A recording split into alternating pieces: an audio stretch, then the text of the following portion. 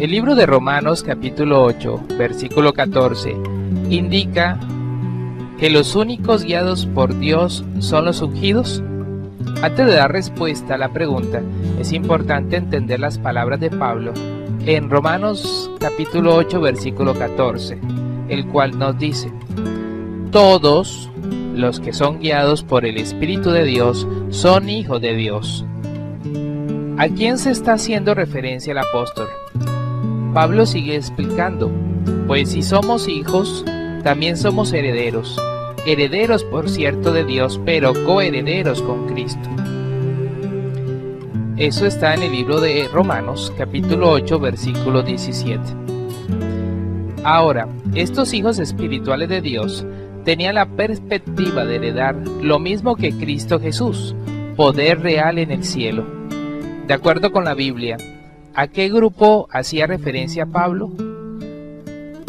Si buscamos en el libro de Apocalipsis, capítulo 14, versículos del 1 al 3, ahí se menciona que 144,000 están cantando como si fueran una canción nueva delante del trono y delante de las 4 criaturas vivientes y de los ancianos, y nadie pudo dominar aquella canción sino los 144,000 que han sido comprados de la tierra. Y el libro de Apocalipsis capítulo 5 versículos del 9 al 10 nos muestra que aquellos que cantan esa canción nueva han de reinar sobre la tierra. Por lo tanto, hace referencia a aquel grupo de cristianos ungidos que gobernarán sobre la tierra. Pero ¿a quiénes van a gobernar? De acuerdo con el mismo Jesús, en el Evangelio de Mateo capítulo 5 versículo 5 dice: bienaventurados los mansos, puesto que ellos tendrán por herencia la tierra.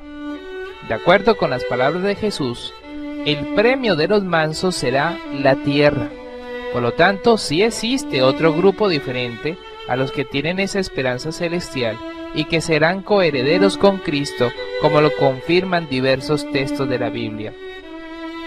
Si en Romanos capítulo 8 versículo 14 dice: todos los que son conducidos por el Espíritu de Dios, estos son hijos de Dios. Si Pablo se refería a los ungidos, los cuales son conducidos por Espíritu Santo, situación que los hace hijos de Dios, ¿qué está conduciendo a la gran muchedumbre en la actualidad? Por un lado, en el tiempo del apóstol Pablo, todos los cristianos pertenecían a ese grupo de personas con llamamiento celestial, desde que el mismo Jesús en la última cena ofreció puestos en su reino celestial, por lo que no era inapropiado que ese todos se refiriera a sus oyentes, los que tenían esperanza celestial. Sin embargo, el texto en ningún caso excluye ser guiados por el Espíritu Santo a los de la gran muchedumbre. ¿Por qué no? Vamos a mirar varios textos en la Biblia y con ello daremos respuesta a esa pregunta. Observe el caso del libro de Hechos capítulo 9 del 26 al 27, de acuerdo con la versión La Biblia de las Américas. Cuando llegó a Jerusalén, trataba de juntarse con los discípulos y todos le temían, o sea, todos los discípulos le temían, no creyendo que era discípulo, es decir, Saulo. Pero Bernabé lo tomó y lo presentó a los apóstoles y les contó cómo Saulo había visto al Señor en el camino y que él le había hablado, y cómo en Damasco había hablado con valor en el nombre de Jesús. Cuando el texto menciona a todos los discípulos, era lógico pensar que también se hacía referencia de Bernabé, porque él también es discípulo. Pero el texto muestra que al presentar a Saulo ante los demás y de hacer de abogado defensor, era evidente que en ese instante no le temía a Saulo. Por lo tanto, cuando la Biblia dice que todos los discípulos le temían a Pablo, no estaba queriendo decir que Bernabé no hacía parte de los discípulos. En la actualidad, también podemos ver algunos casos. Por ejemplo, al decir, todos deseamos la paz, lo hacemos porque es un sentir natural, aunque somos conscientes que no todo el mundo lo desea. Por otro lado, la Biblia nos asegura en el libro de Lucas, capítulo 11, versículo del 9 al 13. Por consiguiente les digo, sigan pidiendo y se les dará. Sigan buscando y hallarán.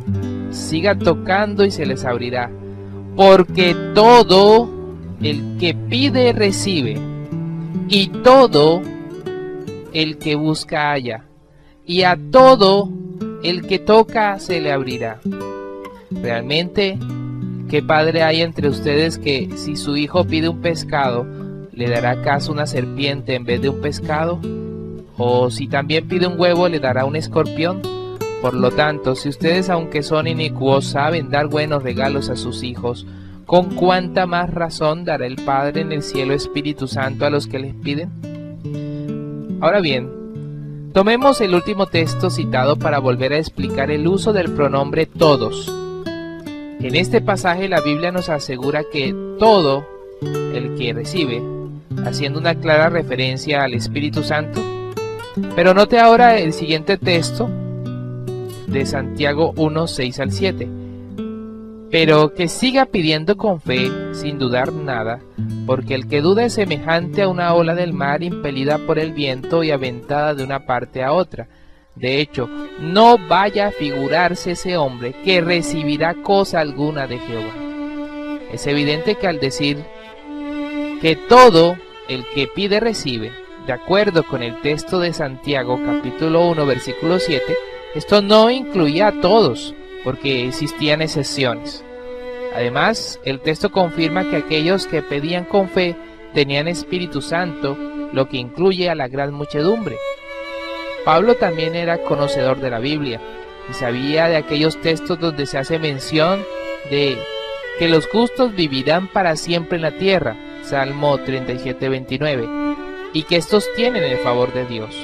Por otro lado, la Biblia nos aclara el favor que tienen los de la gran muchedumbre al decir en Juan 10, 16, y tengo otras ovejas que no son de este redil, a estas también tengo que traer y escucharán mi voz y llegarán a ser un solo rebaño, un solo pastor.